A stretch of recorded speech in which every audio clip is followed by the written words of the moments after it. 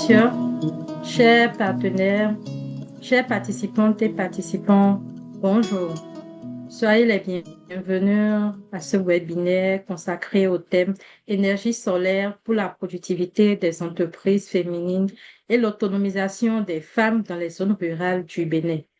Ce webinaire s'inscrit dans le cadre des activités du projet SeaWomen avec l'appui technique et financier des partenaires que sont le Laboratoire d'écologie appliquée, le Centre de recherche pour le développement international, CRDI, le Consortium pour la recherche économique et sociale, CRS, le Global Development Network, GDN, et le Forum pour l'autonomisation économique des femmes en Afrique de l'Ouest.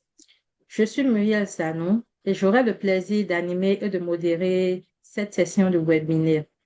Nous vous remercions pour votre présence et pour votre intérêt pour ce webinaire et cette thématique stratégique au cœur des enjeux du développement local, l'autonomisation économique des femmes et de transition énergétique. Dans les zones rurales du Bénin, l'accès limité à l'énergie demeure un frein majeur à la productivité des entreprises féminines, notamment dans les secteurs de la transformation agroalimentaire, du commerce et des services. L'énergie solaire apparaît aujourd'hui comme une solution durable, accessible et porteuse d'opportunités pour renforcer les capacités économiques des femmes, améliorer leurs revenus et soutenir leur autonomisation. Le présent webinaire vise donc à créer un espace d'échange scientifique et technique sur les impacts, les conditions d'adoption et les perspectives de durabilité des technologies solaires dans les chaînes de valeur carrées et du ciel. Le webinaire se déroulera autour de 6 points. Nous aurons d'abord un rappel des règles d'usage. Ensuite,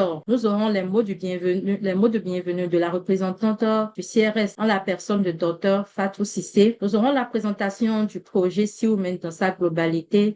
Nous aurons 3 présentations et à la suite de ces différentes présentations, nous aurons la phase des questions-réponses et nous finirons par une synthèse de tout ce qui a été dit au cours de ce webinaire et nous allons clôturer le webinaire. À présent, permettez-moi de rappeler quelques règles d'usage au cours de ce webinaire. Les micros de tous les participants resteront coupés pendant les présentations. Les questions pourront être posées lors de la séance ou de la phase de questions d'échange via le QR et non pas le chat, via le QR lors de la session d'échange. Et tous les participants qui voudront poser les questions voudront bien préciser leur nom et si possible leur structure d'appartenance avant de poser la question. Nous comptons sur vous pour une participation active et pour enrichir les échanges. À présent, je vais passer la parole à Dr Fatou Cissé pour ses mots de bienvenue. Je vous remercie. Merci beaucoup,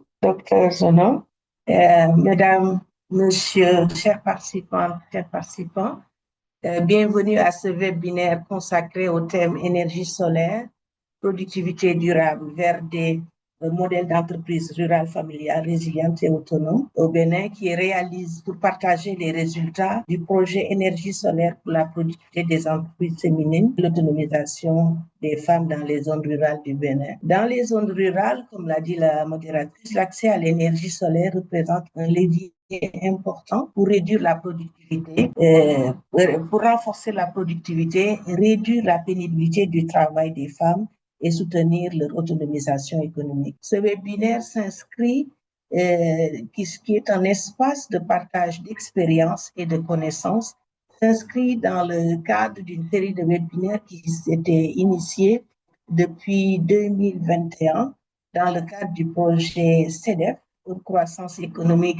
pour des débouchés économiques des femmes en Afrique de l'Ouest, financé par le CRDI, et qui avait regroupé 6 équipes de recherche dont le LEA et le CRES. Et grâce à l'appui du Global Development Network, nous avons pu réouvrir les webinaires pour pouvoir partager davantage de connaissances entre chercheurs, mais également avec tous les acteurs au développement. Au nom du directeur du CRES, nous remercions tous les partenaires, y compris le Global Development Network, pour son appui pour la continuation de ce webinaire.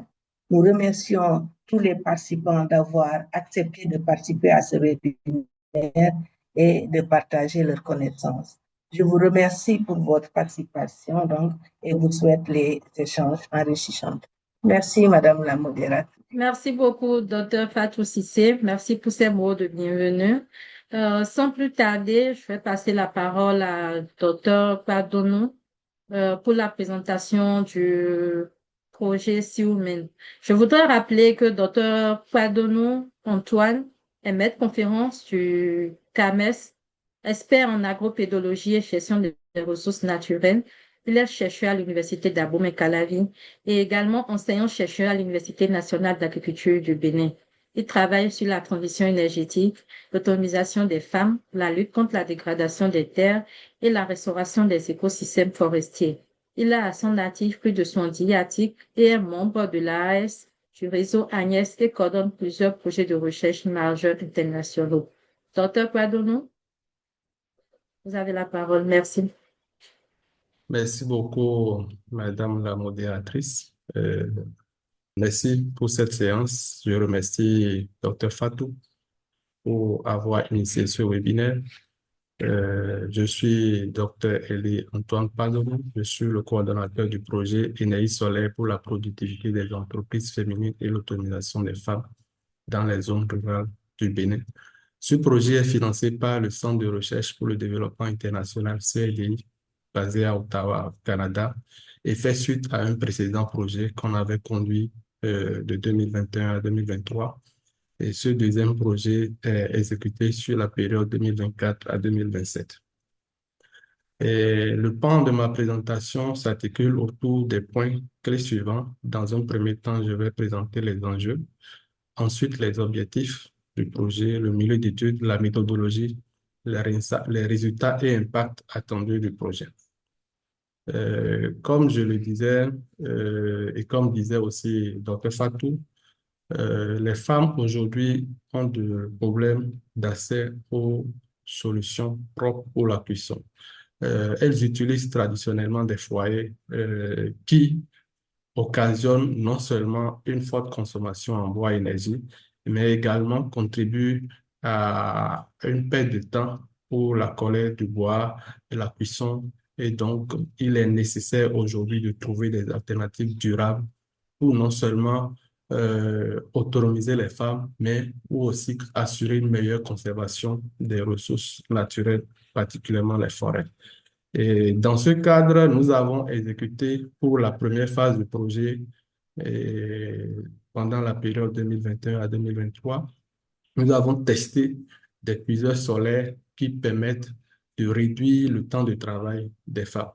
Et donc, cette solution de cuiseur solaire est aujourd'hui utilisée dans des innovations avec des modèles de service. Ici, on va surtout aborder les questions de modèles de service. Et quand je parle de modèles de service, c'est surtout d'amener les femmes à utiliser ces innovations à un but communautaire. Donc, empêcher que l'utilisation soit individuelle. Donc, permettre aux femmes d'en avoir assez, et comme cela se fait avec les moulins à maïs, où chaque femme peut venir euh, dans la communauté utiliser ce service. Et donc, pour davantage lui libérer du temps pour qu'elle puisse s'occuper à d'autres choses. Donc, la technologie des cuiseurs solaires est donc nécessaire pour répondre non seulement aux besoins énergétiques et sauver les écosystèmes forestiers et tout en rationalisant l'allocation du temps des femmes pour la collecte du bois et leur exposition à la chaleur. Et ce projet donc vise à évaluer l'impact de l'accès à la technologie de cuiseur sur la productivité des femmes dans les chaînes de valeur de sel et du gari. Nous avons considéré ces deux chaînes de valeur parce que c'est des chaînes de valeur qui non seulement occasionnent une forte dégradation de l'environnement compte tenu de la forte demande en bois énergie pour la production de sel et du gari. Mais c'est aussi des chaînes de valeur dans lesquelles on retrouve beaucoup de femmes au sud du Bénin. Et donc, régler ces problèmes permettrait donc de soulager un grand nombre de femmes donc, pour pouvoir assurer leur autonomisation. Et donc, le projet permettra de générer des données probantes sur la façon dont la technologie permet d'améliorer l'autonomisation des femmes au Bénin. Et nous visons aussi la mise à l'échelle de la technologie pour améliorer la productivité et l'autonomisation des femmes dans les zones rurales du Bénin à travers des engagements avec des partenariats aussi bien nationaux qu'internationaux et tout en améliorant aussi les outils de décision politique qui permettraient une mise à l'échelle efficace de cette technologie. Et le projet également vise à évaluer l'efficacité de la technologie sur tous les modèles parce que l'efficacité de la technologie a été déjà éprouvée par plusieurs projets financés par la première cohorte, mais nous apportons pour le nouveau projet une innovation sociale qui est surtout les modèles de gestion. Comment est-ce que les modèles de gestion permettraient vraiment de libérer plus de temps aux femmes tout en améliorant leur activité et en contribuant à une meilleure conservation des ressources naturelles. Et les résultats de la recherche seront utilisés pour éclairer la prise de décision et les politiques publiques à différents niveaux et dans différents contextes variés pour pouvoir assurer une durabilité de ces innovations. Et nous allons contribuer à la littérature scientifique sur les technologies vertes et l'autonomisation des femmes. L'étude se fait au sud du Bénin sur le site Ramsar D17, qui est un site protégé par la Convention Ramsar. Et compte tenu de son intérêt international sur les zones humides, particulièrement les écosystèmes sensibles comme les mangroves, qui subissent d'énormes pressions liées à la demande en bois et énergie. Et donc, répondre à ces préoccupations permet donc d'assurer une meilleure gouvernance et une meilleure conservation de ces écosystèmes. Et nous travaillons avec les ménages impliqués dans les activités de production de sel à la commune de Ouidah et de Gari à Atiémé. Et au total, nous travaillons dans 20 villages, dont 10 à Ouidah et 10 à Atiémé. Et nous utilisons une technique d'échantillonnage aléatoire simple avec 30 ménages par village. Et au total, nous travaillons dans 600 ménages dans les deux villages.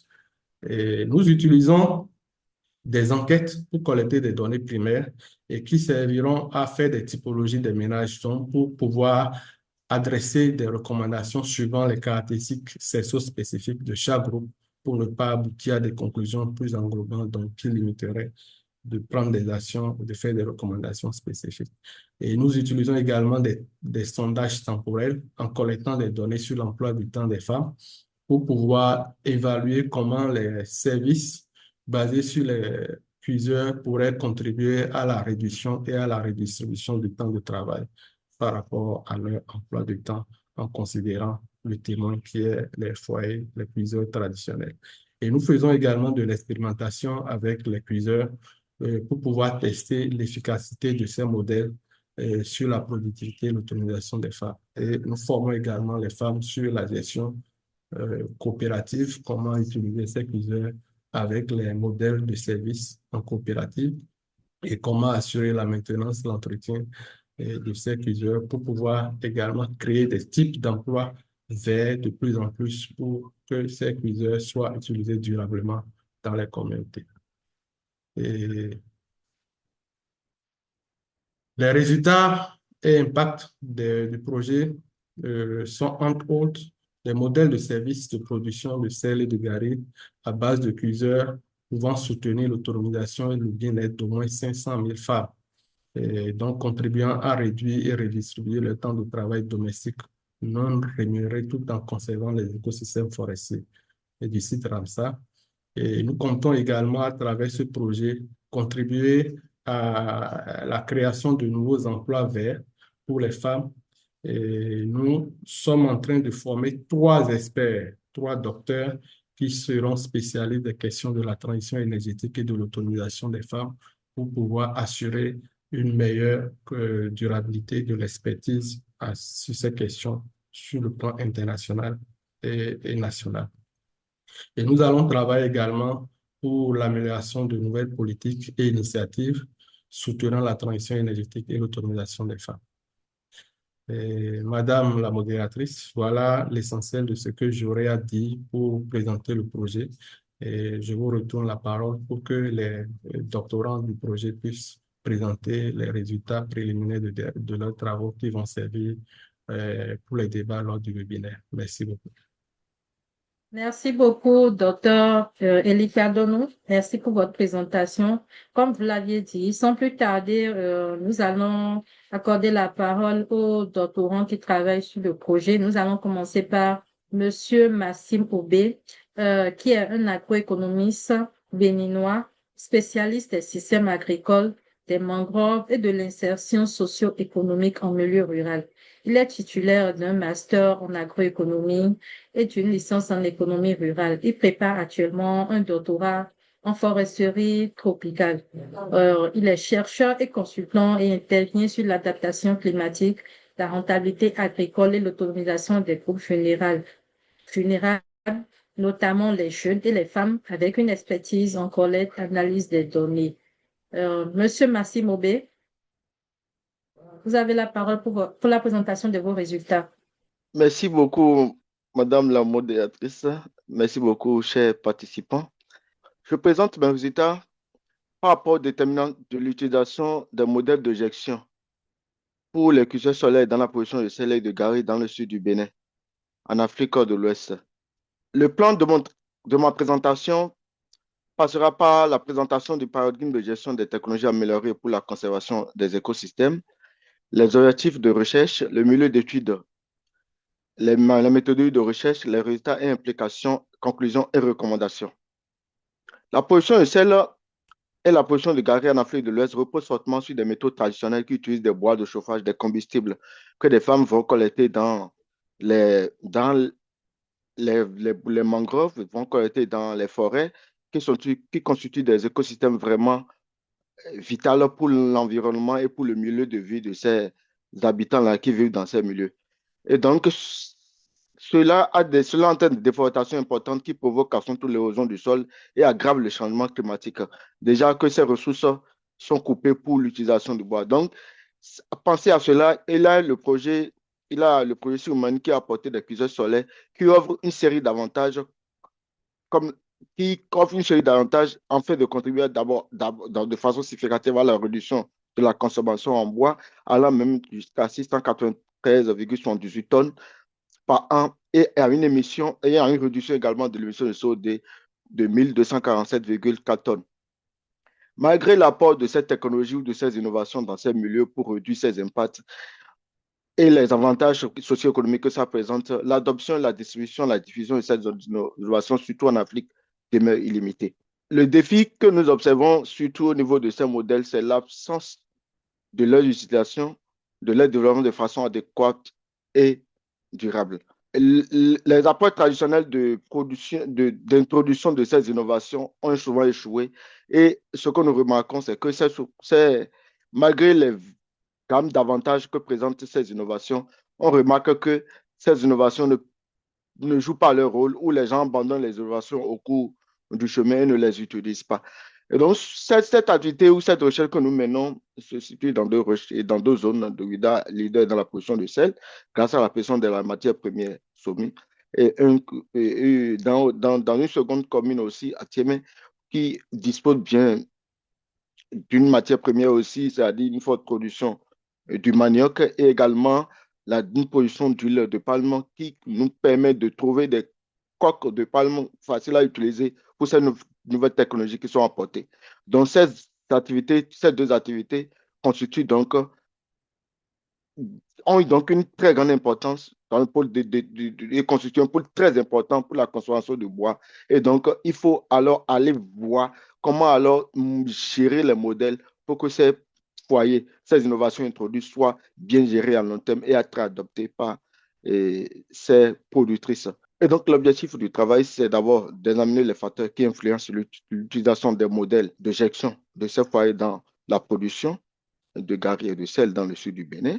Et maintenant, de façon spécifique, nous allons voir alors évaluer l'accès. Nous allons évaluer les déterminants de la demande des modèles de gestion. On va voir la disposition des femmes à payer pour ces modèles de gestion.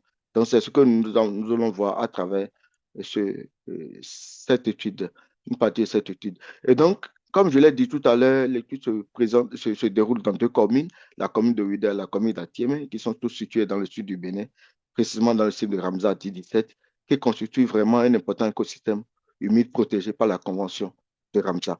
Donc, à travers cette étude, nous avons pu collecter des données primaires grâce à des questionnaires structurés, fermés ou ouverts auprès de ces productrices de production de gari et de sel afin d'évaluer la demande des modèles de gestion. Et l'étude a été conduite dans 18 villages en fonction de leur situation géographique, leur relation avec les écosystèmes, l'importance de cette activité avec un échantillonnage multi-étapes. L'analyse des données a utilisé des statistiques descriptives inférentielles, la fonction de demande machinienne adaptée, les analyses de régression et le calcul de la volonté moyenne maximale de payer par cycle de production pour les modèles de gestion. Les principaux résultats que nous tirons de cette étude nous montrent que l'accès au modèle de gestion s'est révélé significatif associé aux gens avec les femmes qui ont une forte préférence par rapport au modèle coopératif et les hommes une forte préférence au modèle individuel.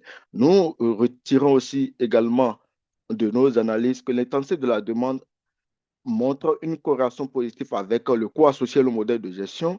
On remarque également que le score de durabilité s'est avéré être un facteur plus influent dans l'utilisateur intensif parmi les utilisateurs, surtout parmi les utilisateurs de modèles de gestion individuels. Et la volonté de payer maximale moyenne est à 177,4 francs CFA par cycle de production. L'accès aux services financiers n'est pas un facteur positif à la volonté de ces femmes de payer pour les modèles de gestion. En conclusion, nous pouvons donc dire que le modèle coopératif est crucial pour promouvoir l'équité sociale et l'inclusion au niveau de l'utilisation de ces modèles de gestion et que le modèle de gestion individuelle améliore l'utilisation et l'efficacité, mais son succès dépend plutôt de la durabilité de la technologie mise en place et d'un capital suffisant autour de ce modèle. On peut d'ailleurs aussi conclure qu'il existe une relation positive entre le coût et la demande et une relation négative plutôt entre l'accès financier et la volonté de payer pour ces modèles de gestion. La stratégie également de diffusion la plus efficace consiste donc à combiner les modèles de gestion en équilibrant un compromis entre les actions et l'efficacité de ces modèles. Nous demandons donc aux politiques d'aller au-delà du simple transfert de technologie, mais de penser à la bonne gestion de ces modèles, de ces innovations introduites à travers nos résultats de recherche afin d'assurer la durabilité et la pérennisation de ces innovations introduites dans les milieux ruraux, tels l'exemple que nous sommes en train d'analyser à travers notre étude. Merci beaucoup, monsieur, madame, les participants, et merci beaucoup, la présentatrice. Je vous remercie beaucoup. Merci, monsieur Massim Aubé, pour votre présentation. Ensuite, nous allons donner la parole à un deuxième doctorant du projet, une doctorante cette fois-ci, madame Doris Rousseau, qui est titulaire d'un master en aménagement et gestion des ressources naturelles. Elle cumule 8 années d'expérience en gestion de projets environnementaux. Elle est spécialiste de la diffusion scientifique et elle est doctorante à l'UNA. Elle étudie l'impact des foyers améliorés sur le temps des femmes rurales et l'environnement durable au service des communautés locales et politiques environnementales nationales. Madame Boussou, vous êtes avec nous. Merci beaucoup, Madame la modératrice. Le thème de mon travail porte sur l'impact du modèle de service de production du gari et du sel avec les cuiseurs améliorés sur la réduction et la redistribution du temps de travail des femmes, également sur la qualité de lait sur le site Ramsar 10-17. Cette présentation suivra le plan ci-après. Dans un premier temps, nous allons aborder la problématique de cette recherche, parler des objectifs de recherche et ensuite la collecte des données, la méthodologie utilisée, les résultats préliminaires et la conclusion. La problématique de notre étude s'intensifie surtout sur le fait de voir si est-ce que réduire la pauvreté en temps des femmes revient vraiment à alléger leurs tâches de travail, à améliorer leurs conditions de vie, à renforcer leur autonomisation, tout en protégeant les écosystèmes de mangrove. Dans les contextes ruraux écologiquement très sensibles, spécialement sur le site Ramsar 10-17, les femmes dépendent entièrement des cuiseurs traditionnels utilisant le bois de chauffe.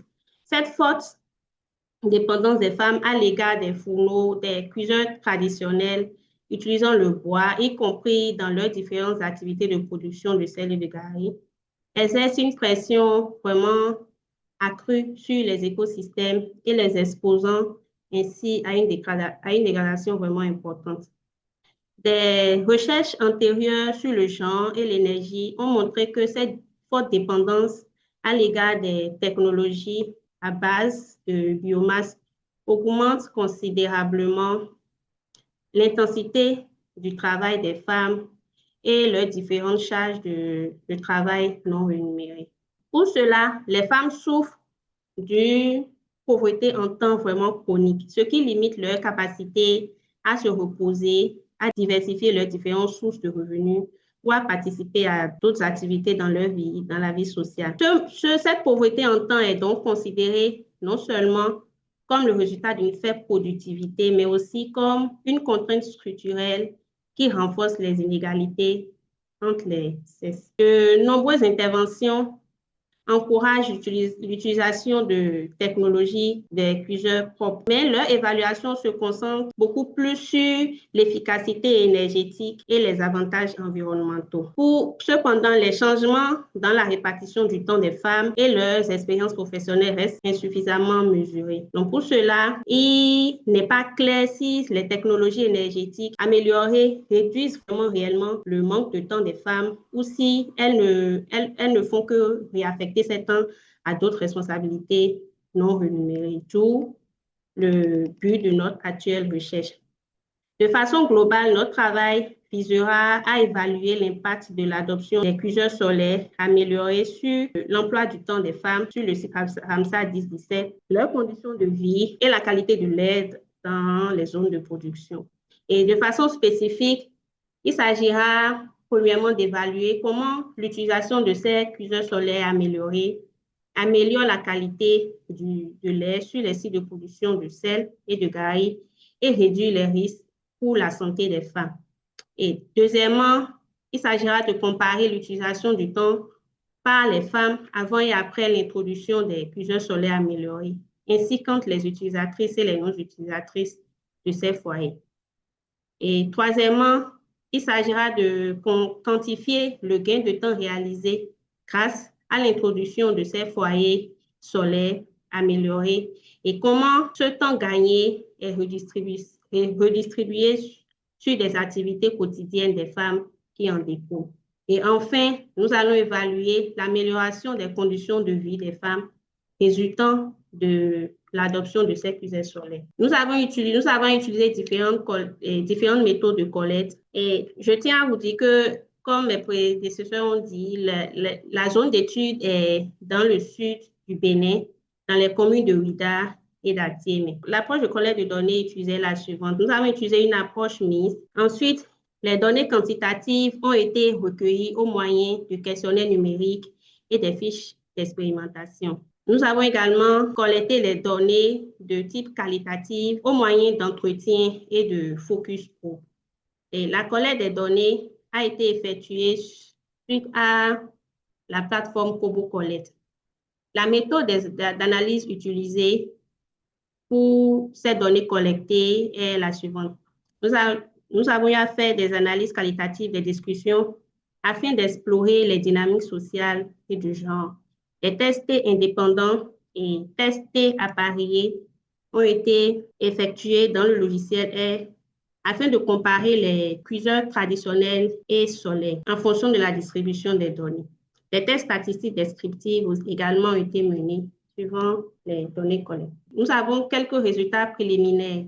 Dans un premier temps, en ce qui concerne la qualité de l'air et la qualité sur le plan sanitaire des femmes productrices, les résultats préliminaires nous montrent que les cuiseurs solaires améliorés sont associés à des émissions de CO2 et de CO plus faibles et à des niveaux d'émissions plus stables par rapport aux cuiseurs traditionnels. Donc, bien qu'une légère augmentation des émissions du méthane soit observée avec les cuiseurs solaires, la différence reste vraiment faible et peu susceptible d'avoir des implications pratiques. Donc, ces résultats suggèrent une amélioration vraiment globale sur la qualité de l'air sur les sites de production. Donc, si nous avons une amélioration de la qualité de l'air sur les sites de production, cela va engendrer également une amélioration sur le plan sanitaire des femmes puisqu'elles seront moins exposées, elles ne seront plus exposées plutôt au dégagement des fumées dû au bois de feu. En ce qui concerne et la réduction du temps, les résultats préliminaires que nous avons obtenus, il s'agit le passage des cuiseurs traditionnels aux cuiseurs améliorés permet un gain de temps individuel significatif avec une économie médiane d'environ 5 heures de temps par cycle de production. Donc, la majorité des femmes productrices font état de gains vraiment positifs, malgré certaines variations entre les individus. Ces résultats confirment que les cuiseurs améliorés contribuent de manière vraiment significative à réduire la charge de travail et la pauvreté en temps des femmes.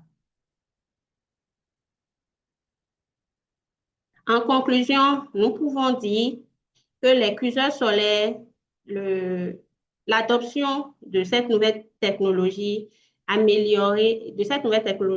réduit considérablement le temps de travail dont souffrent les femmes. Et également, nous concluons que le gain de temps se traduit par des avantages économiques, sociaux et sanitaires. Les conditions environnementales sur les sites de production également s'améliorent puisque le dégagement des émissions de CO2, du méthane et du CO ont été réduits vraiment considérablement par rapport aux foyers traditionnels. Donc, nous suggérons, suite à notre étude, qu'une vulgarisation soit faite pour encourager l'adoption vraiment à grande échelle des cuiseurs améliorés. Je vous remercie. Merci beaucoup, Madame Rousseau Doris. Merci pour vos résultats.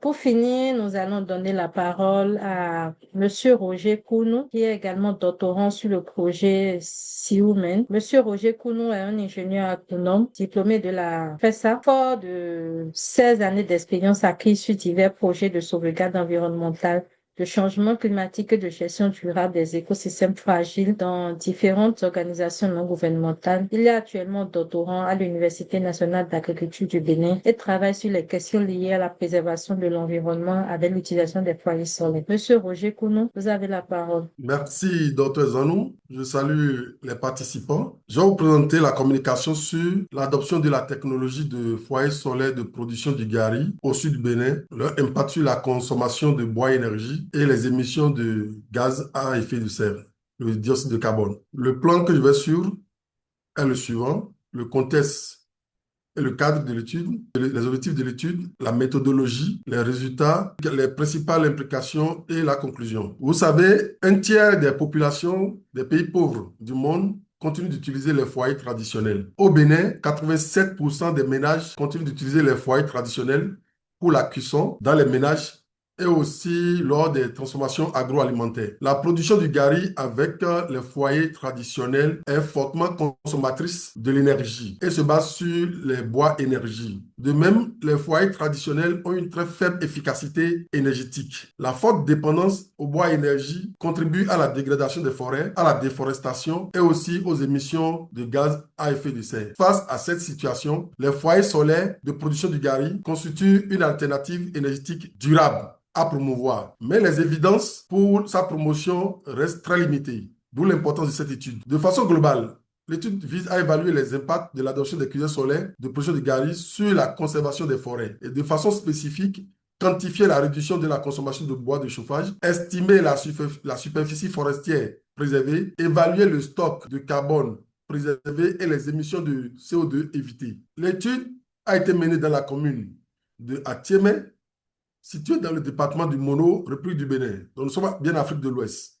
La commune d'Atiémé a été choisie parce que la population dépend fortement de bois énergie pour la transformation agroalimentaire. De même, la végétation naturelle est fortement modifiée avec de vastes superficies converties en plantations de palmiers à huile. Donc les quelques ressources forestières ligneuses qui existent nécessitent d'être conservées. Voilà pourquoi l'étude a été menée à Atiémé. L'objectif numéro 1 spécifique qui porte sur la consommation du bois énergie a été évalué avec l'approche expérimentale comparative qui s'est déroulée dans 5 villages. Et cette approche a été complétée par les enquêtes auprès des producteurs dans 10 villages. Et une projection en 2050 a été faite en utilisant le taux de croissance des producteurs. Par rapport à la superficie forestière conservée, nous sommes basés sur le volume de bois économisé par l'utilisation des foyers solaires et aussi le volume moyen du bois sur pied dans les forêts boisées et dans les savanes boisées et les forêts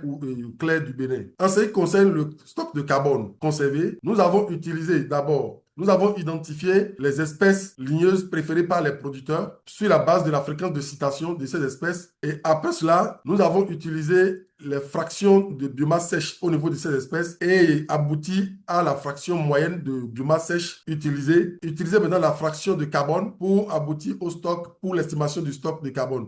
Et maintenant la fraction de dioxyde de carbone pour aboutir à son équivalent en dioxyde de carbone. Pour les résultats obtenus en ce qui concerne la consommation du bois énergie, nous avons noté que les producteurs consomment 4,53 tonnes par an par producteur pour la production du gari et à l'échelle de la commune, ce qui donne 579,8 tonnes par an pour un volume de 780,8 mètres cubes de bois de chauffage par an. Il y a l'image qui a caché la projection à l'horizon 2050. Vous verrez que si on peut déplacer un peu l'image de bois, 2050, nous avons noté une consommation de 1252 environ tonnes de bois par an. Voilà, merci. Donc, je disais, à l'horizon 2050, la consommation serait de 1252 tonnes de bois énergie par an. Maintenant, en ce qui concerne les espèces de bois préférées par les producteurs, nous avons identifié 4. Il y a Acacia auriculaeformis, il y a Longocapus sp, il y a Azadirachta indica, il y a Tectona grandis. Et sur la base de ces espèces, nous sommes allés maintenant à la superficie forestière épargnée. En nous basant sur le volume de bois économisé par l'utilisation des foyers solaires, nous avons estimé cette superficie qui est de 15,6 hectares par an et à l'horizon 2050, 33,7 hectares de forêt chaque année. En ce qui concerne le carbone, le stock de carbone conservé et les émissions, nous avons obtenu comme résultat que l'utilisation des foyers solaires permet de conserver 252,1 tonnes de carbone par an. Équivalent en CO2, ça fait 925,2 tonnes de CO2 évitées chaque année par l'utilisation de ces foyers. À l'horizon de 2050, cela donne environ 1998 tonnes de CO2 évitées par an. Donc voilà, on trouve nettement que l'utilisation de ces foyers-là permet la réduction de la pression sur les écosystèmes forestiers. Ça contribue à l'atténuation du changement climatique, soutient les moyens de subsistance des ruraux, des communautés, et s'aligne bien avec les objectifs climatiques au niveau national et au niveau global. En conclusion, nous retenons que les foyers solaires réduisent la consommation de bois énergie pour la production du gari et présentent des avantages pour la conservation des forêts et la réduction des émissions de carbone. Et reste une solution évolutive et durable pour la production du gari en milieu rural. Donc nous demandons à la politique d'appuyer la promotion des foyers solaires pour que réellement nous puissions conserver les forêts qui constituent les puits à carbone. Merci à vous. Merci beaucoup, Monsieur Roger Kounou, pour votre présentation. Je voudrais remercier Monsieur Massimo B, Madame Doris Rousseau et Monsieur Roger Kounou pour leurs brillants résultats qu'ils ont bien voulu partager avec nous. Je leur remercie pour avoir partagé leur expertise et puis les résultats de leurs travaux de terrain avec nous. Pour résumer rapidement ce que moi j'ai pu retenir de ces différentes présentations, je retiens que Massim a travaillé sur les modèles de gestion des foyers et qu'il en a ressorti les modèles de gestion préférés par les femmes, qui est le modèle coopératif, et le modèle de gestion individuelle, qui est celui préféré par les hommes. Madame Doris Rousseau a, quant à elle, travaillé sur l'estimation du gain de temps par rapport à l'utilisation des foyers solaires par les productrices de sel, par les salicultrices et par les productrices de gari. Et à travers ces résultats, nous notons que l'utilisation des cuiseurs solaires permet aux femmes de gagner 5 heures de temps par cycle de production. Et ces 5 heures de temps, elles les utilisent pour d'autres activités économiques ou non. Monsieur Roger Kounou, quant à lui, a travaillé sur l'estimation de la quantité de forêts préservées la quantité de forêts qui pourraient être préservées grâce à l'utilisation des foyers solaires. Donc, il nous a permis de savoir que grâce à l'utilisation des cuiseurs ou foyers solaires, 15,6 hectares de forêt seront conservés par an. Voilà un peu ce que moi j'ai retenu de tout ce qui a été dit jusque-là. Nous allons maintenant passer à la séance de questions et de réponses. Je voudrais rappeler aux participants qui peuvent laisser leurs questions dans la session QR. Je me chargerai de résumer ces questions ou de les regrouper, de les adresser à nos différents panélistes. En ce qui concerne les questions, je vais peut-être commencer par Monsieur Massim Aubé, comme il a été le tout premier à présenter. Monsieur Massim, vous nous avez parlé des modèles de gestion des foyers solaires, des cuisseurs solaires. Est-ce que vous pouvez nous dire quels sont les principaux déterminants, que ce soit économiques ou sociaux, de l'adoption des foyers solaires, que ce soit dans la commune de Ouidah ou dans la commune d'Atiémé? Les principaux déterminants économiques de l'adoption des modèles de gestion, il a d'abord la durabilité de ces modèles-là. Il a également l'efficacité énergétique que les dames perçoivent par rapport à ça, la réduction du temps de production par rapport à ça sont des déterminants. Il a également l'acceptabilité communautaire. Il a également le leadership, l'influence des leaders locaux qui détermine vraiment l'adoption de ces innovations. L'amélioration également de la marge bénéficiaire qu'elles perçoivent par rapport à l'utilisation de ces foyers est vraiment important. Il y a également la disponibilité des foyers et nous avons également l'infrastructure d'approvisionnement en combustible qu'ils utilisent par rapport à ces foyers. Donc, tous ces facteurs sont vraiment très importants pour permettre l'adoption des foyers solaires dans ces milieux. Sont vraiment importants pour favoriser l'adoption de l'innovation introduite. D'accord. Je vous remercie. Madame Doris, à travers votre étude, vous avez fait ressortir que l'utilisation des foyers solaires permettrait aux dames de gagner environ 5 heures de temps par site de production. Alors, on voudrait savoir, ces 5 heures de temps qu'elles gagnent en utilisant le foyer solaire, elles les gagnent sur quelles tâches domestiques et ensuite elles les utilisent pour quelles autres tâches? Merci beaucoup, Dr. Zanou. Le temps gagné par ces femmes s'observe sur les tâches domestiques principalement. Il s'agit du temps consacré à la cuisson des repas. Il s'agit du temps consacré à la tâche de nettoyage de leur maison ou des sites sur le site de production, des activités génératrices de revenus. Le temps qu'elles consacrent aussi, ce temps gagné leur permet d'avoir plus de temps pour se reposer également, de vaquer à des occupations dans leur vie sociale et aux soins familiaux. Je vous remercie. Monsieur Roger Kounou, vous nous aviez montré que l'utilisation des foyers solaires permettrait de réduire l'émission du CO2. J'ai noté qu'il y aurait environ 925 tonnes de CO2 évitées par an grâce à l'utilisation des foyers solaires. Est-ce que vous pourriez, à partir de ces résultats, nous montrer le lien entre l'utilisation des foyers solaires et la lutte contre le changement climatique? Merci, docteur. Je partirai même plus que ça. Si vous voyez bien dans la présentation qui est faite, nous avons quantifié les impacts liés à l'économie de bois et énergie.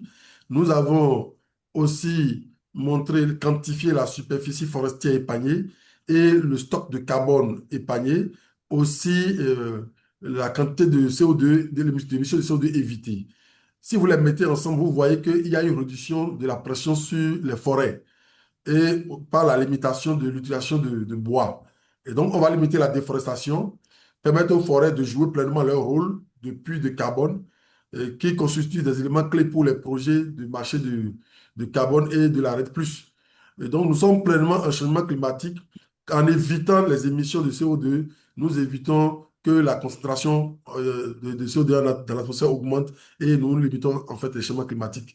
Merci à vous. Merci beaucoup. Monsieur Roger Kounou, comme c'est vous qui avez la parole, nous avons une question pour vous dans le QR. Monsieur Babatokpe Caleb Babatunde, excusez-moi si j'écorche les noms, voudrait savoir les facteurs que vous avez pris en compte pour la prédiction de la superficie à préserver grâce au foyer solaire. Voilà. Au début, comme je l'ai dit, pour la quantification de la consommation du bois, on a fait les expérimentations pour déterminer la masse et après, nous avons fait la conversion en volume. Et de ce volume-là, nous avons utilisé le taux de croissance des producteurs de Gary en 2050 pour pouvoir faire la projection. D'accord. Merci beaucoup. J'espère que Monsieur Babatunde est satisfait par rapport à la réponse. Sinon, il peut toujours écrire dans le QR. On se fera un plaisir de relayer la question. Monsieur Massim, vous avez également une question dans le QR. Monsieur Komena Constant Nieba voudrait une explication sur la relation négative entre l'accès financier euh, au foyer, au curseur soleil et le niveau d'adoption que vous avez fait ressortir à travers vos résultats. Je voulais dire ce qui explique cette relation négative entre le niveau d'adoption et des modèles de gestion et l'accès financier à ces modèles, c'est par l'inadéquation de l'offre de services financiers par rapport aux activités de production de sel. Il n'y a pas des offres financières adaptées réellement à ces activités.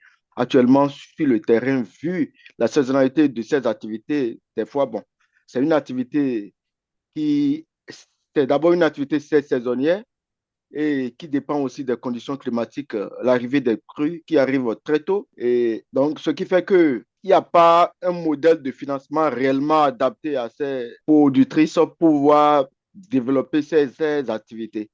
Et la même chose se remarque également au niveau de la production de Gary, où ils avons, quand bien même que la disponibilité et de la matière première, les femmes sont également confrontées également pas un service de financement réellement adapté à l'activité qui sont vraiment utilisés pour faire développer ces modèles type de services financiers réellement adaptés à ces activités n'existent pas.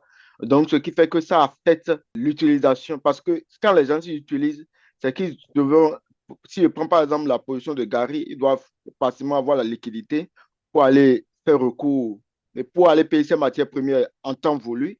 Et il a également les transports, tous ces coûts affiliés qui vraiment demandent de capital.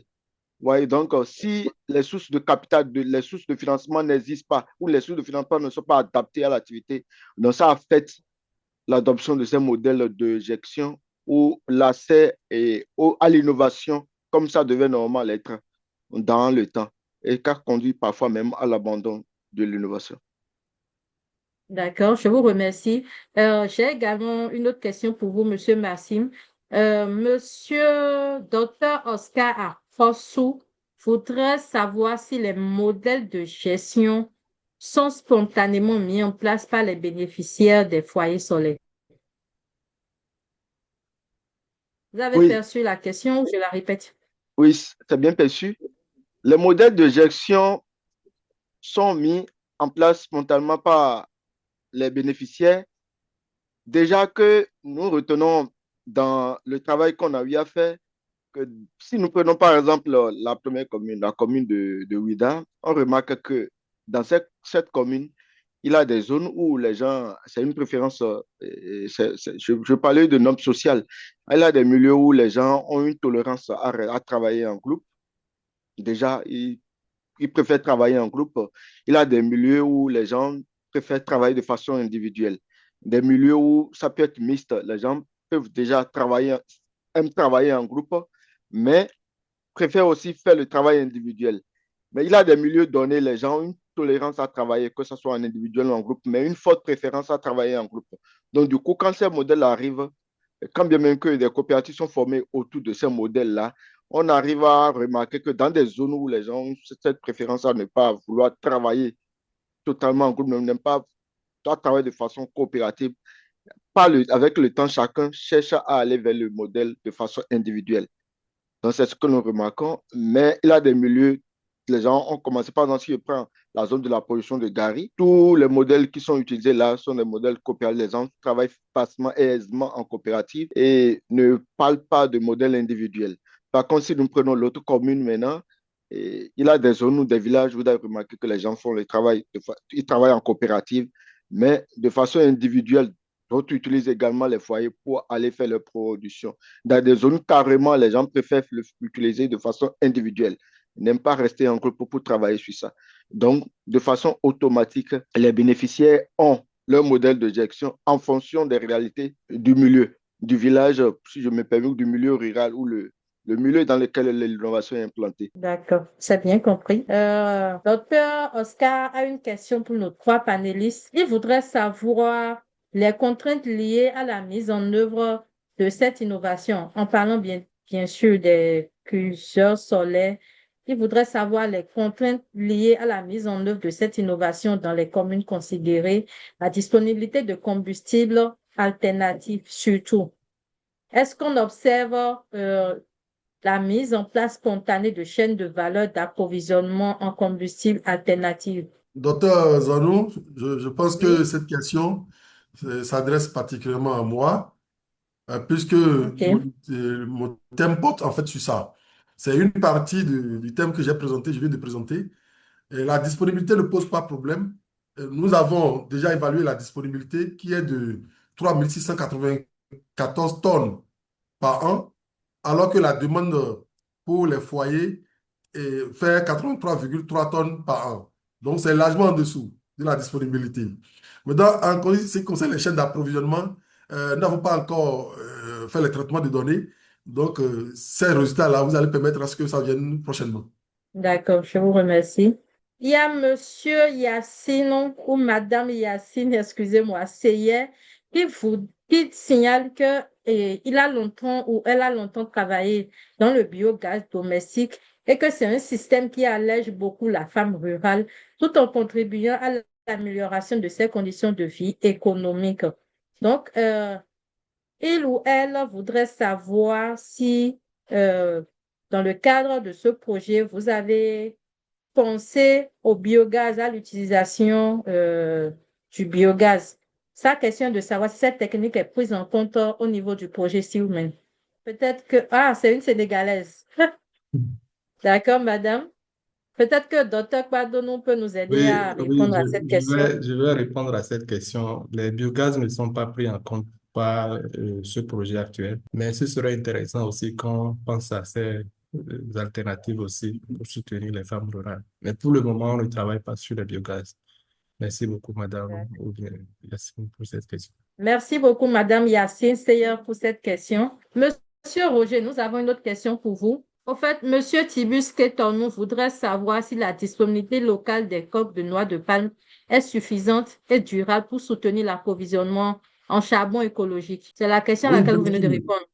Oui, j'ai déjà répondu à la question. D'accord. Oui, Donc, je voulais ajouter que il n'y a pas que les coques de noix de palme qui servent à l'utilisation de ces foyers. Il y a des charbons écologiques que nous produisons aussi. Et donc, à base des déchets agricoles. Et c'est aussi d'autres alternatives qui sont aussi utilisées, donc qui contribuent à une meilleure durabilité. Parce que les coques de noix de palme n'existent pas dans toutes les localités. C'est seulement au sud du Bénin que nous avons surtout les coques de noix de palme. Or, ces foyers peuvent être utilisés n'importe où. Donc, actuellement, nous avons un partenariat d'extension de ces foyers autour du parc W au nord du Bénin, où nous allons principalement utiliser des charbons écologiques qui seront produits à partir des déchets agricoles, particulièrement les tiges de coton, qui sont disponibles dans ces localités-là, et aussi des balles de riz. Donc, on travaillera en fonction de la disponibilité des déchets agricoles pour pouvoir produire ces charbons écologiques qui serviront à l'utilisation de ces foyers, quel que soit l'environnement de l'utilisation. Merci. OK. Merci. Donc, les coques de noix dans certains milieux, les résidus agricoles dans d'autres milieux. Euh, Monsieur Souleymane Diagne voudrait savoir si le coût des modèles des curseurs solaires est à la portée des femmes rurales au niveau du Bénin. Cette question aussi, je pense que les foyers, quand on les a produits premièrement en matériaux métalliques, les coûts étaient un peu plus chers.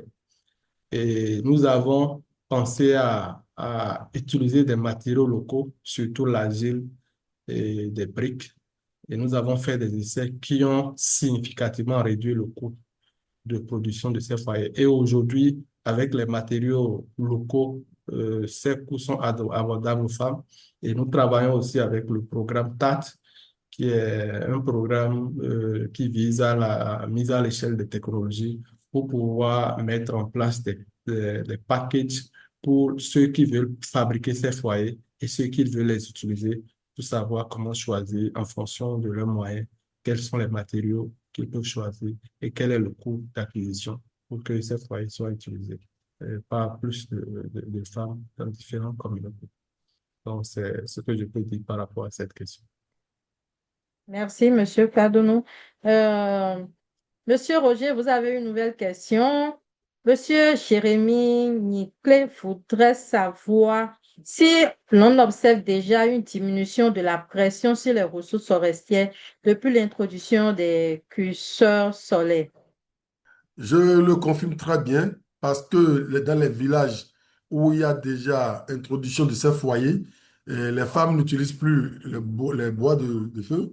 Les femmes utilisent désormais les coques de noix de pain carbonisées pour pouvoir faire la production du gari. Et donc, ces bois qui sont économisés du fait de l'utilisation des coques fait qu'il y a la préservation des ressources forestières ligneuses de la zone. Donc, on peut déjà parler de la diminution de la pression sur les ressources forestières. Je vous remercie.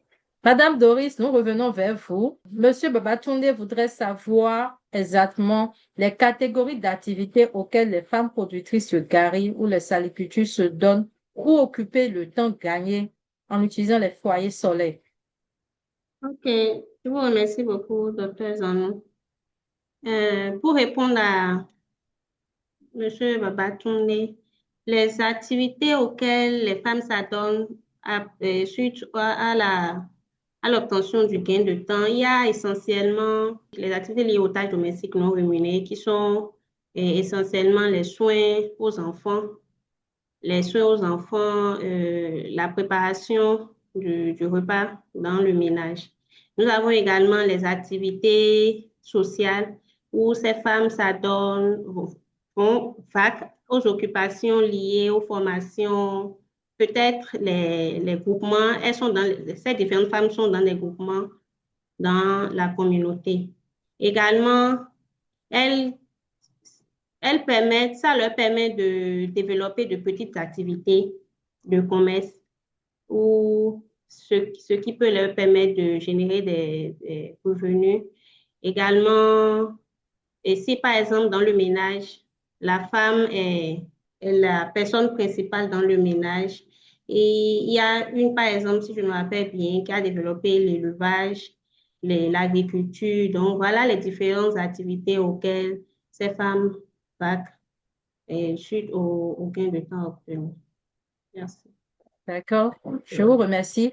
Et si je peux me permettre, Monsieur Dr. Padonon avait présenté dans les objectifs du projet, l'un des objectifs du projet était de contribuer à la mise en place d'emplois verts ou un truc comme ça. J'ai cru lire un objectif comme ça. Et je me disais par rapport à cette question qui a été adressée à Madame Rousseau, peut-être que le projet pourrait accompagner les femmes à diversifier leurs sources de revenus en utilisant ce gain de temps. Bon, ça, c'est juste une suggestion en me basant sur la question qui a été posée. Oui, docteur Muriel, je Oui, voulais dire que le projet travaille aussi à la formation des jeunes filles et jeunes garçons, à la maintenance et à l'entretien de ces foyers, parce que c'est une innovation aujourd'hui qui n'est pas encore maîtrisée. Donc, c'est des systèmes solaires qui créent aussi qui ont des avantages d'éclairage. On peut même associer l'électricité à ça.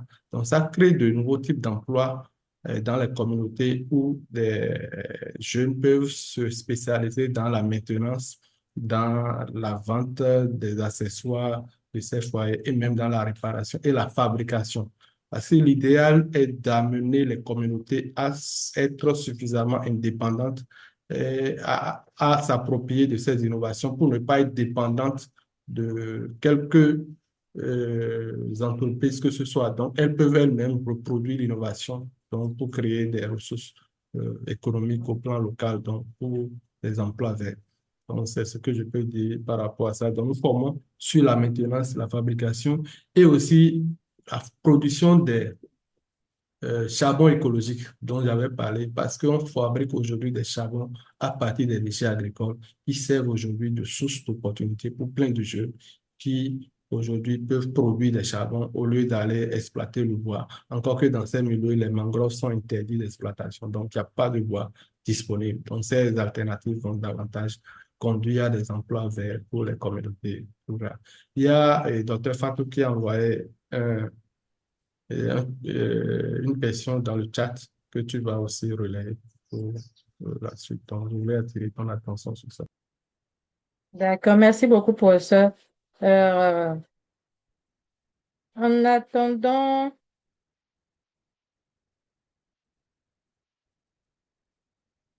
de la part de- je félicite le docteur Elie et tous les panélistes pour la qualité de leur présentation et la richesse de leurs résultats de recherche. Votre projet a trouvé des résultats très intéressants sur l'efficacité des technologies solaires, notamment leur impact à réduire le temps de travail non rémunéré des femmes, l'amélioration de la productivité des entreprises rurales des femmes et l'autonomisation des femmes en zone rurale au Bénin.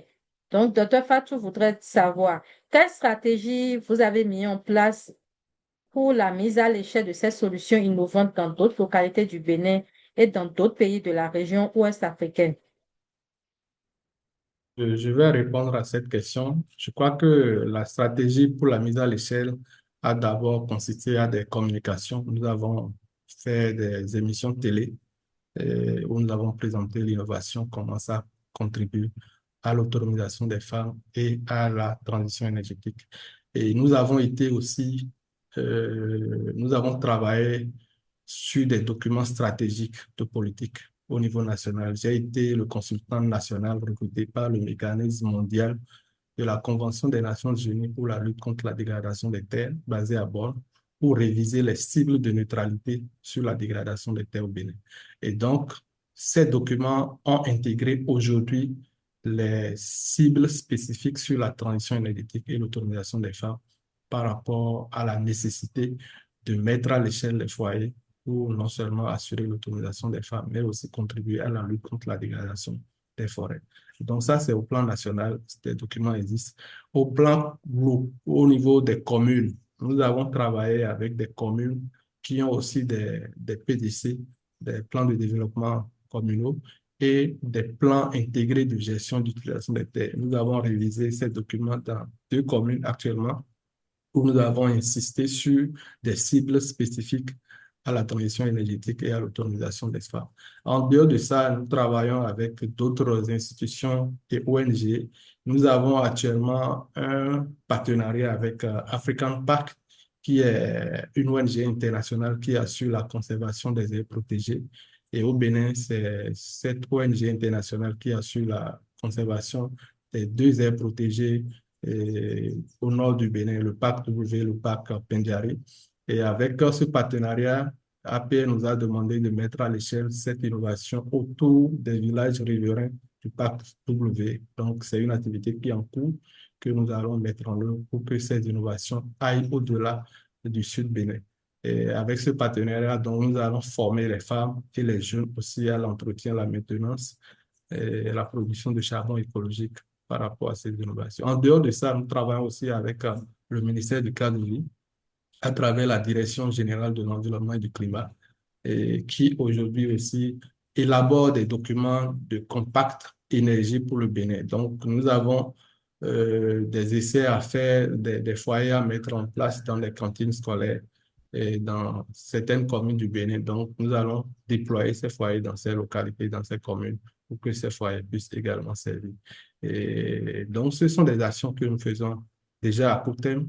À moyen et à long terme, nous travaillons aussi avec les politiques qui ont déjà une stratégie pour la puissance propre, pour que ces innovations puissent sortir, puissent aller servir plus de communautés, plus de femmes sur le plan national et aussi à l'international. Donc, c'est ce que je peux dire par rapport à cette question. Merci. Merci, professeur, pour votre réponse.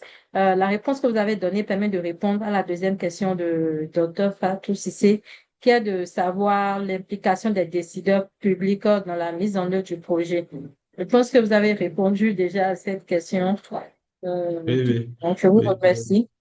ok. On va passer à une autre question. Disons que nous en avons beaucoup.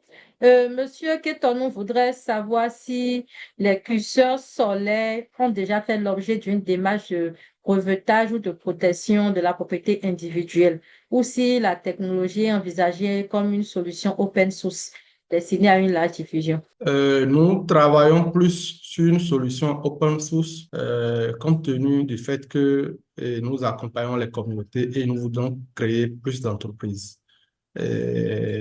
Parce que c'est des technologies qui existent. Il ne faut pas dire que la roue existe, on ne fait que la tourner. Donc, et l'objectif, c'est pas d'en faire une exploitation pour une entreprise personnelle, mais de former davantage des jeunes pour que ça puisse servir à plusieurs communautés pour en faire des activités. Mais nous travaillons davantage sur l'amélioration. Donc, nous avons plusieurs générations de cette innovation aujourd'hui. Et nous visons dans les années à venir même à se démarquer des batteries parce qu'il y a des composantes électroniques qui peuvent accumuler des charges et donc créer elles-mêmes des énergies sans forcément passer par des batteries.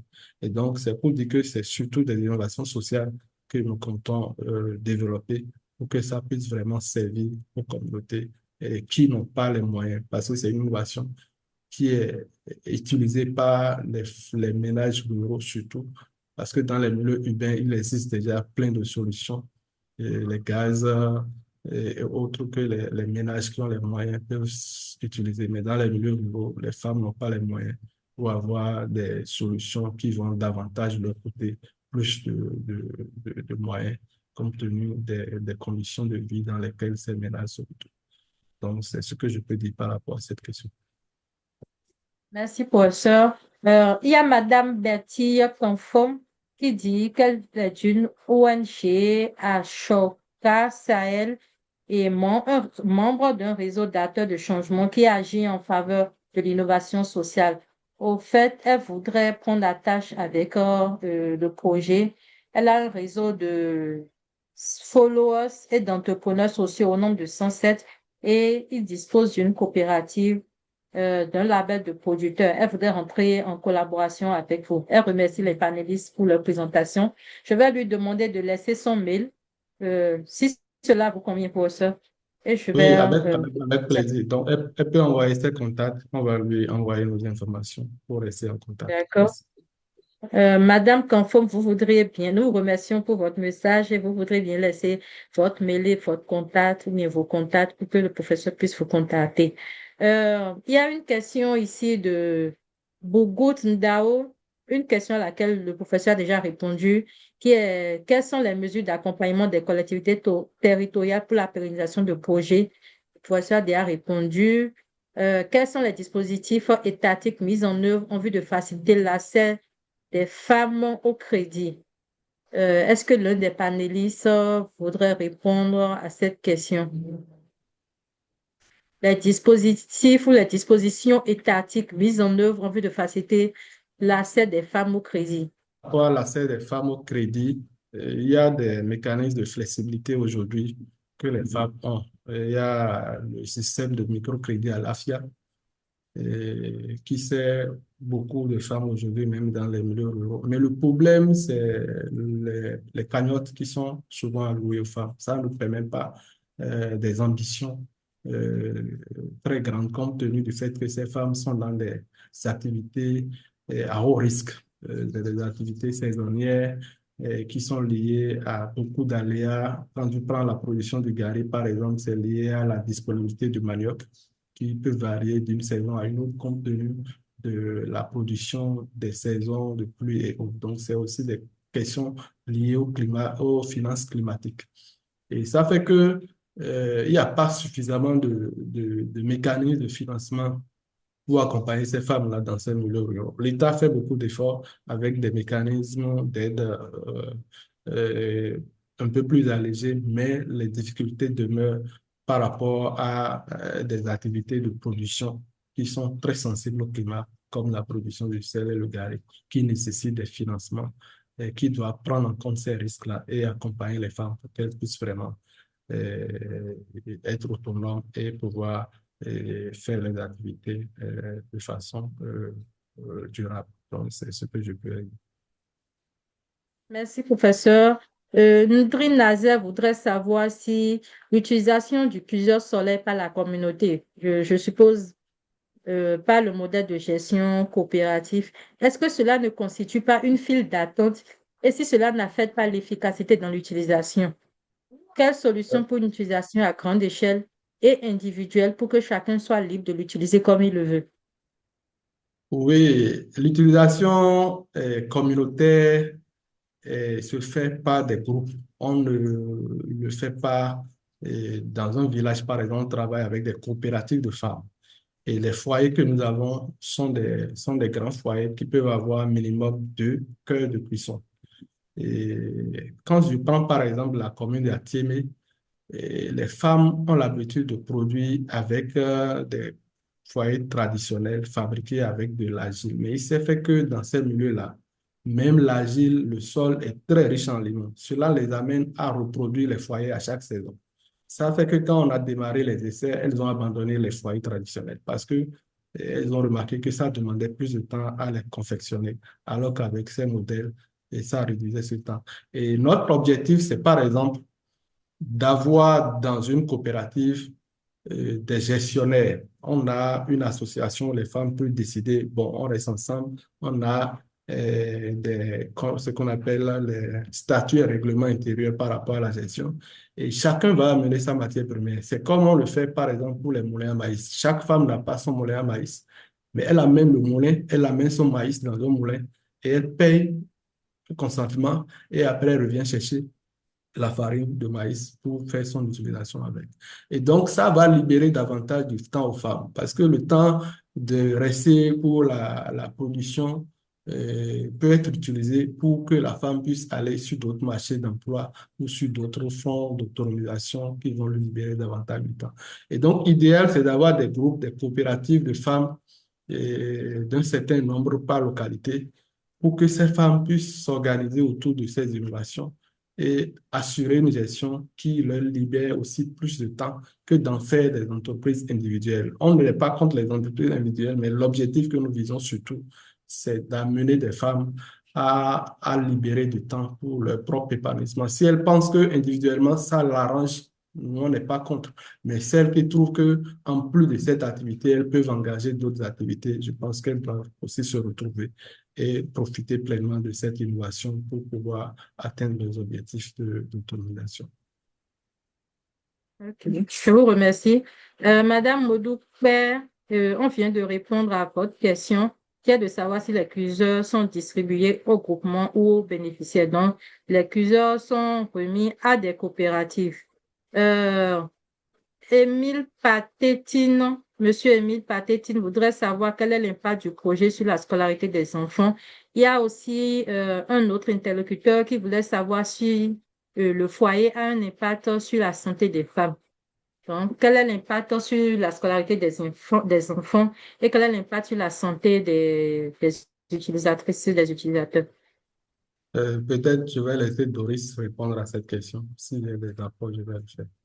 Merci, Madame la modératrice. Effectivement, l'utilisation de ces foyers traditionnels ont d'impact significatif sur la santé des femmes.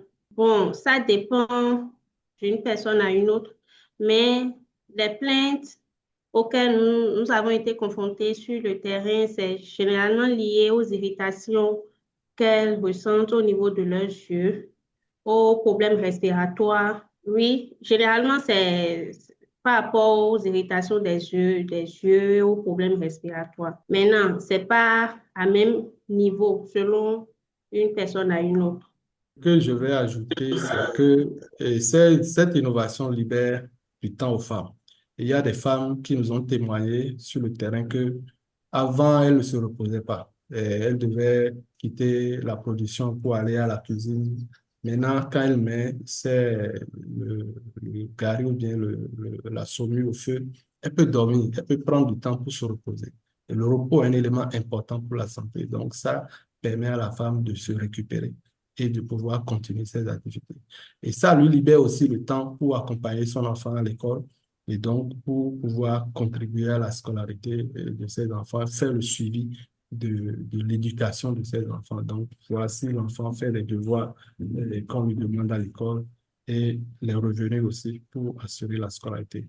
Et c'est important de dire que le temps que les femmes gagnent aujourd'hui, c'est pas forcément pour des activités génératrices de bénéfices, mais c'est aussi pour leur propre loisir, parce que la santé mentale aujourd'hui, c'est un élément important que beaucoup n'arrivent pas à mesurer dans le contexte où on l'associe plus à de la religion ou des facteurs socio-culturels.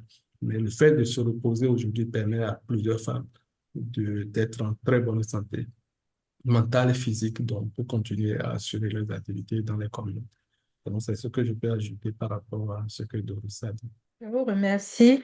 Madame Rousseau Doris, euh, on nous signale ici que vous avez omis de présenter la méthodologie de réduction du CO2 et du monoxyde et du CO grâce à l'utilisation des foyers améliorés. Donc, peut-être pour de prochaines présentations, vous voudriez bien ajouter, je sais pas, la méthodologie qui retrace un peu comment vous avez pu estimer la réduction du CO2 et du CO. Professeur Padonon, il y a une nouvelle demande de partenariat que j'ai notée de la part de Monsieur Boubout Ndao, que j'ai noté.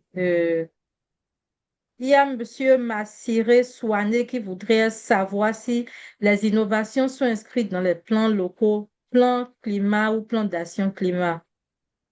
Oui, comme je le disais, j'ai fait un travail au plan national avec la Convention des Nations Unies sur la lutte contre la dégradation des terres. Et aujourd'hui, ces trois conventions de Rio, que ce soit UNCCD, Convention sur le changement climatique et Convention sur la biodiversité, travaillent en synergie. Et nous avons élaboré euh, à l'horizon 2030, des nouvelles cibles que le Bénin doit atteindre pour la neutralité sur la dégradation des terres. Et au nom de ces cibles, nous avons formulé des cibles spécifiques sur la transition énergétique et l'autonomisation des femmes au plan national.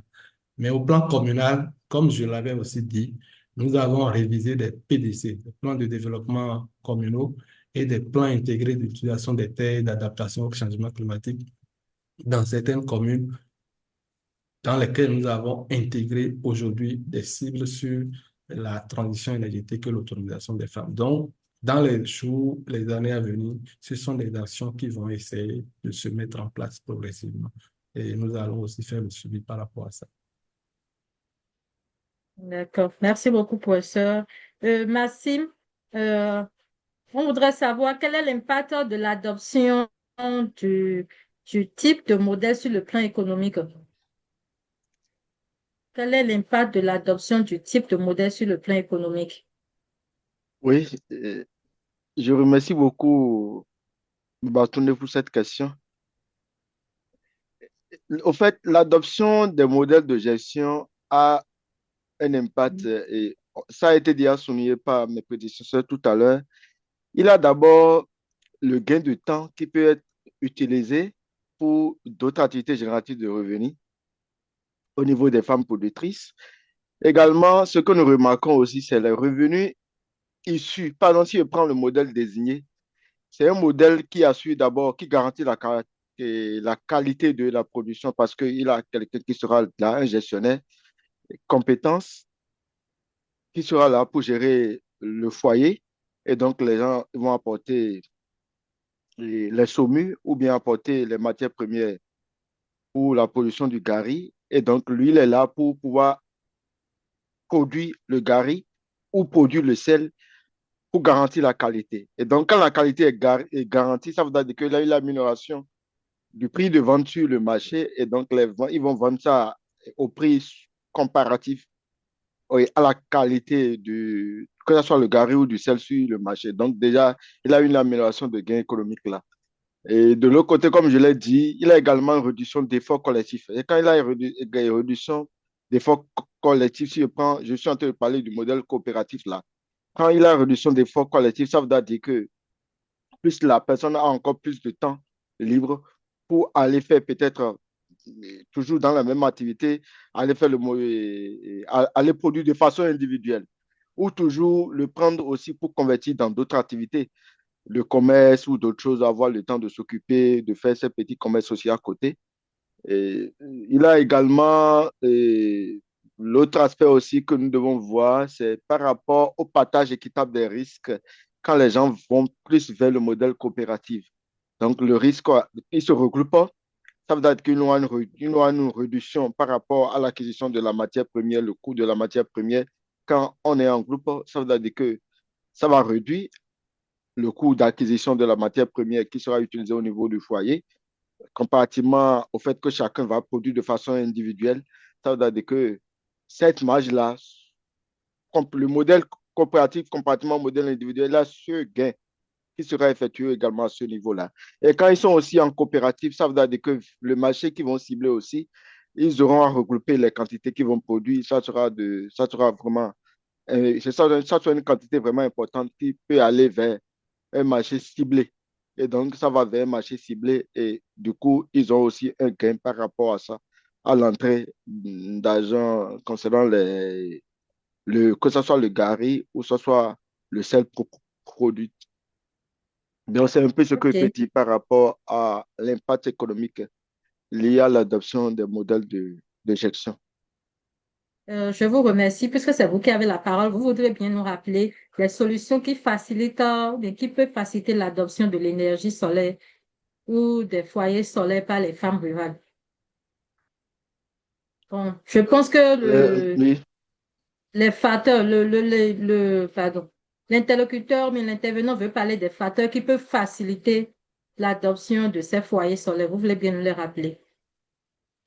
oui, c'est comme je l'ai dit, il a les facteurs qui peuvent influencer vraiment le choix ou l'adoption.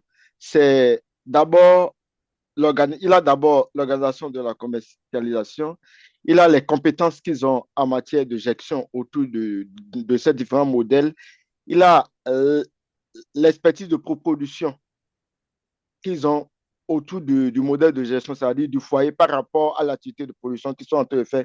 Il a l'organisation de commercialisation, il a également les infrastructures, c'est-à-dire le nombre de foyers disponibles à leur niveau. J'en avais parlé. Nous avons également la présence de débouchés par rapport à la production de gari ou que ce soit la production du sel, le marché, l'existence de marché est également un facteur clé qui est également là. Il a également l'existence de sources de financement adaptables par rapport à l'activité. Comme l'a dit le professeur, c'est une activité à risque, que ce soit la production du sel par rapport à l'arrivée des crues qui arrivent à tout moment, qui peut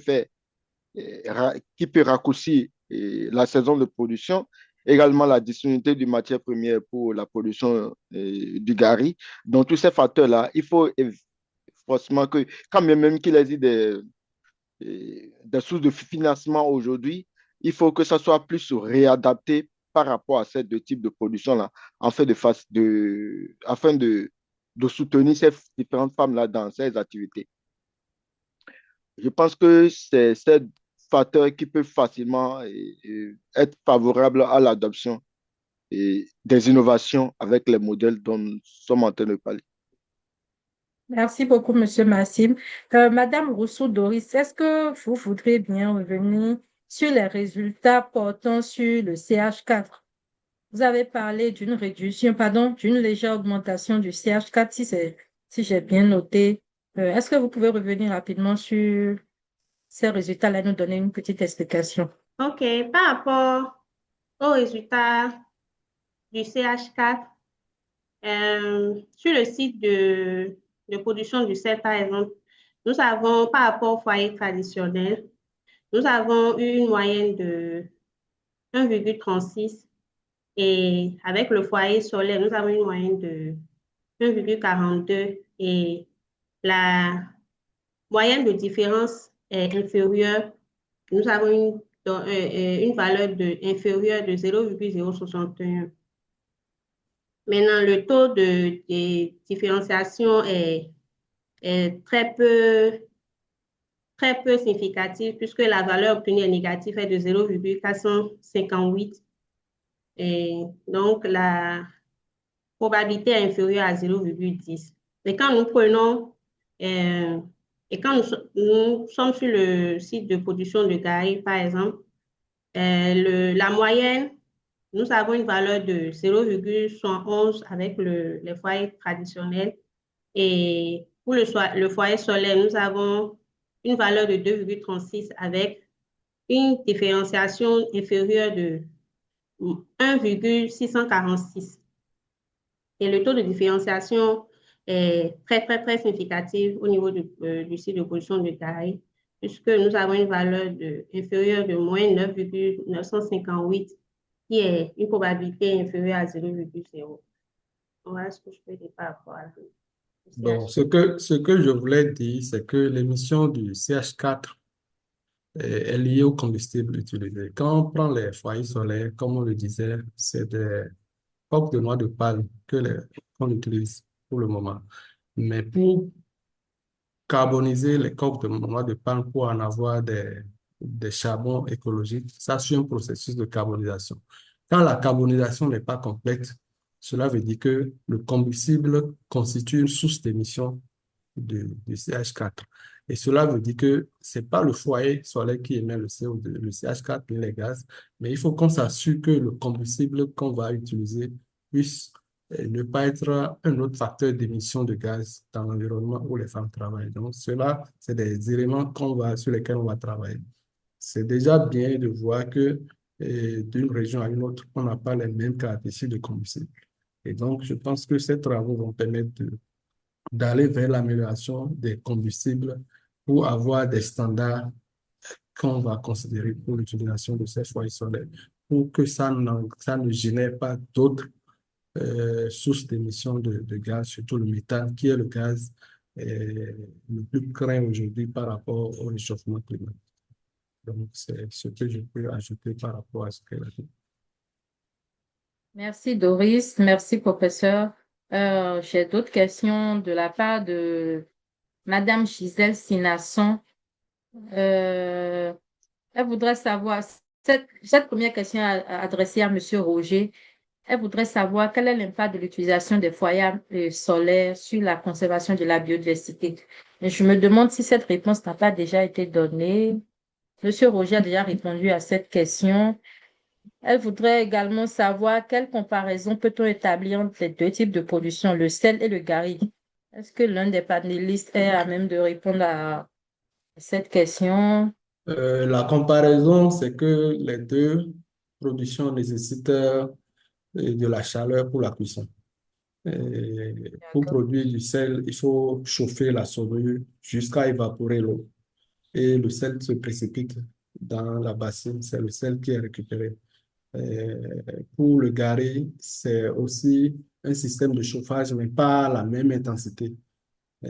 Donc, les deux utilisent du feu pour la cuisson.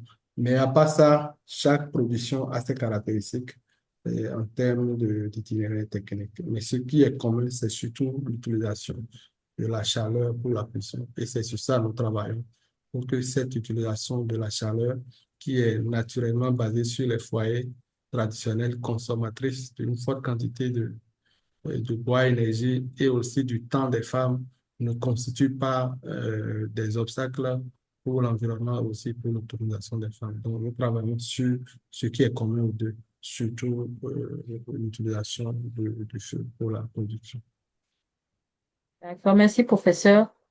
Comment envisagez-vous l'adoption des cuiseurs solaires au Bénin au cours des 10 prochaines années?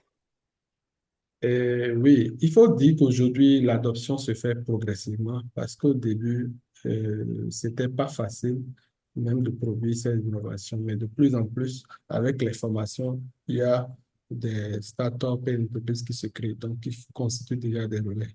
Et le Bénin aussi a élaboré le Compact Énergie. C'est un document élaboré au plan national pour accompagner la mise à l'échelle des cuiseurs solaires et des foyers améliorés. Il y a plusieurs programmes au plan national qui interviennent déjà dans ces mises à l'échelle là. Il y en a beaucoup. Il y a même des projets, programmes qui prennent le son de ce que nous faisons. Le cas, par exemple, du projet Procel à Ouida, qui s'est inspiré de notre premier projet pour pouvoir accompagner les femmes qui produisent du sel avec des innovations similaires, constituent déjà des exemples. Il y a d'autres projets parallèles, que ce soit les ONG, les partenaires techniques et financiers, et qui nous contactent directement pour pouvoir essayer d'avoir les foyers que nous utilisons pour la mise à l'échelle. Et ce qui est intéressant dans tout ça, c'est que les 10 prochaines années seront marquées par plusieurs engagements, aussi au niveau national, parce que le compact élaboré au plan national vise à mettre à l'échelle les innovations là, pour soutenir les femmes et assurer la transition énergétique à l'horizon 2030. Donc, il y aura plus d'engagements politiques qui accompagneront aussi ces innovations dans les années à venir.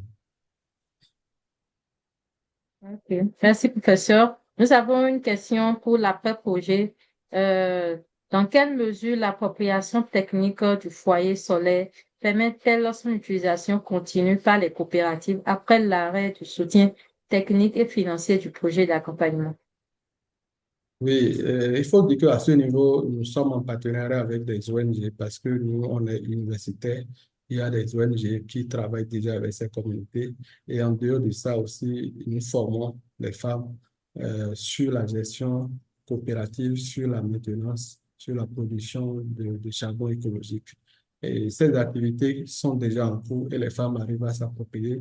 Et nous faisons des suivis réguliers, des feedbacks pour avoir comprendre les difficultés, les contraintes rencontrées par les femmes ou anticiper sur les problèmes qui pourraient venir dans les années à venir. Donc, la prise en compte de ces éléments permettrait donc de nous assurer que la technologie est bien ancrée dans les pratiques traditionnelles et donc les ONG et autres acteurs qui participent au développement locaux avec ces communautés vont prendre le relais pour que ces initiatives deviennent plus durables dans ces localités. Merci, professeur. Il y a une question de Madame Gisèle Innocent à laquelle Merci m'avait déjà répondu. Je ne sais pas si le professeur aura une autre réponse à apporter. Quelles mesures concrètes, techniques, sociales, politiques devraient être mises en place pour favoriser l'adoption des foyers plusieurs et assurer son succès durable? Merci m'avait déjà cité et énuméré quelques facteurs déterminants de l'adoption. Est-ce que le professeur a d'autres Mhm. mesures à Euh, partager avec je pense que les mesures majeures, c'est surtout les feedbacks. Quand les gens utilisent une innovation, il faut toujours avoir le feedback pour savoir est-ce qu'il n'y a pas eu de contraintes dans l'adoption? Est-ce que l'innovation est facile à manipuler de façon technique? Et est-ce que c'est opérationnel? Maintenant, le coût. Je t'avais dit, par exemple, que quand on avait commencé, on avait utilisé des foyers construits avec du métal qui coûtait très cher. Et donc, ces feedbacks nous ont permis de mettre des matériaux locaux, l'argile, les briques, pour réduire le coût. Et en plus de ces niveaux de coût, il faut la formation. Il faut que les communautés soient autonomes dans la réparation, la maintenance, l'entretien de ces foyers.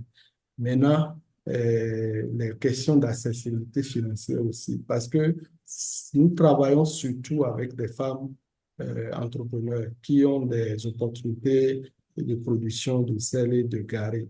Donc, si le marché est garanti pour ces femmes, elles pourront aussi aller prendre de l'argent pour encourager leur production. Et donc, il faut des mécanismes de financement pour accompagner les femmes déjà qui qui utilisent, bien, qui ont la volonté d'utiliser ces innovations-là. Et ça va constituer comme des incitations aux femmes pour dire, bon, dès que j'utilise telle innovation, on peut m'accompagner financièrement. Je pense que ça va aider plusieurs femmes à utiliser ces innovations et parallèlement créer aussi beaucoup d'emplois aujourd'hui, d'emplois verts, comme des activités qu'on avait citées telles que la production de charbon écologique, la distribution des foyers, les services de maintenance et autres qui vont accompagner ces innovations dans ces localités. D'accord, merci professeur. Nous tendons petit à petit vers la fin des questions. Madame Soda Ndia, il faudrait savoir, est-ce qu'au-delà de la productivité, le projet SIWOMEN ne prévoit-il pas d'équiper en éclairage solaire des espaces d'éveil ou des écoles rurales pour les tout petits? Bon, le projet fonctionne en fonction des objectifs et du budget alloué. Et on n'a pas ces objectifs dans le projet, mais ce que nous faisons, par exemple, sur les sites de production où nous avons installé les foyers, il y a toujours des lampes solaires, des lampes qui sont associées au système, donc qui permettent aux femmes, même aux communautés, de travailler les soirs ou bien d'éclairer des espaces qui étaient supposés être dans l'obscurité. Donc, ça facilite d'autres choses que les communautés peuvent utiliser. Euh, je pense que ce que la personne a dit est important, mais ça ne figure pas dans nos actions pour le moment. On pourrait y penser pour les opportunités à venir. D'accord, merci professeur. Est-ce que les recherches ou les différents résultats des recherches présentées au cours de ce webinaire peuvent être consultés sur un site, dans un livre, ou est-ce qu'il y a un lieu où on peut les consulter? Il faut dire que nous sommes encore dans des phases préliminaires de résultats. Vous allez remarquer que tous les candidats, tous les doctorants ont parlé de résultats préliminaires. Et les résultats seront disponibles. Nous avons un site web sur lequel nous partageons nos résultats du projet. Et ces résultats seront disponibles les jours à venir. Et on peut partager le site web dans le groupe. Peut-être Dr. Alexis peut partager le lien du site web. Mais en dehors de ça, on produit aussi des manuels, des documents de communication audiovisuelle aussi sur le site, sur lesquels et les résultats du projet précédent sont déjà disponibles sur ce site. Vous pouvez consulter. Vous avez aussi le contact si vous avez besoin de plus d'informations sur les résultats ou bien sur des éléments donnés. N'hésitez pas à nous contacter. D'accord, merci. Est-ce qu'il y aura des certificats à l'issue de ce webinaire pour les participants? Ah, ça, c'est le CRES qui gère le webinaire. Nous, on est panélistes, donc c'est le CRES qui va répondre à cette question. Madame D'accord. la modératrice, c'est possible. Euh, Merci. Docteur Fatou est là, donc tu peux laisser Docteur Fatou répondre à la question. Très bien. D'accord. Oui, c'est possible. On va Ah, gérer ça après le webinaire. Merci. D'accord. Donc, je voudrais rappeler à Dr. Alexis de bien vouloir partager le site web du projet aussi bien dans le chat que dans le QR pour tous les participants, pour qu'ils puissent avoir accès à toutes les informations ou tous les résultats des recherches issues de ce projet. Là, je vois qu'on a une dernière question. Prévoyez-vous l'élaboration d'un plan stratégique pour l'intégration des foyers éco-SICA dans les projets et programmes basés sur la gestion durable des ressources naturelles? comme je l'ai dit, et on a déjà intégré l'utilisation des foyers dans la gestion des ressources naturelles, aussi bien au plan national, avec les cibles de neutralité sur la gestion durable des terres ou bien sûr la neutralité sur la dégradation des terres. Et ces documents existent au niveau national, au niveau communal. On travaille aussi sur les plans intégrés d'utilisation des terres et les plans d'adaptation au changement climatique qui intègrent déjà des cibles spécifiques à la transition énergétique et à l'autonomisation des femmes. Donc aujourd'hui, les documents de stratégie existent pour la mise à l'échelle de ces innovations, aussi bien au niveau local qu'au niveau national. Merci, professeur. Je pense que nous avons fait le tour de toutes les questions, si je ne me trompe. Nous constatons que le webinaire a été très, très enrichissant. Nous avons eu beaucoup de questions auxquelles les panélistes ont apporté des réponses. Avant de conclure, je voudrais juste rappeler que nous constatons que les foyers solaires constituent un levier majeur pour améliorer la productivité des entreprises féminines que ce soit en milieu rural au Bénin ou dans d'autres pays, et que ces foyers permettent, l'utilisation, l'adoption de ces foyers permettent à nos femmes, à nos mamans, à nos sœurs dans les milieux ruraux de gagner en temps, de préserver leur santé et de préserver leur santé, de protéger également leur environnement. Euh, c'est vrai que l'adoption durable de ces foyers nécessitera un accompagnement technique, bien sûr, financier et surtout organisationnel dans leur milieu. Sans plus tarder, je vais passer la parole à Dr Fatou Cissé et à Dr Padonou pour leur mot de clôture. Oui, oui, Je très bien. remercie sincèrement les participants à ce webinaire et je remercie aussi les panélistes pour ce débat enrichissant avec beaucoup de questions qui nous ont permis non seulement d'apprécier l'intérêt de ce que nous faisons et aussi de nous positionner sur d'autres idées qui permettraient d'accompagner suffisamment les femmes pour leur autonomisation et atteindre l'objectif de la transition énergétique qui aujourd'hui constitue des éléments majeurs pour la vie sur la Terre. Et je pense que nous avons pris acte de tout ce qui a été dit aujourd'hui et nous allons rester en contact pour les fois à venir. Merci beaucoup et bon après-midi à tous. Merci beaucoup. Je suis vraiment impressionnée par la richesse des informations qui sont partagées aujourd'hui. Et pour cela, je voulais féliciter chaleureusement Dr Elie Padonou, qui est connu pour sa constance dans la rigueur du travail.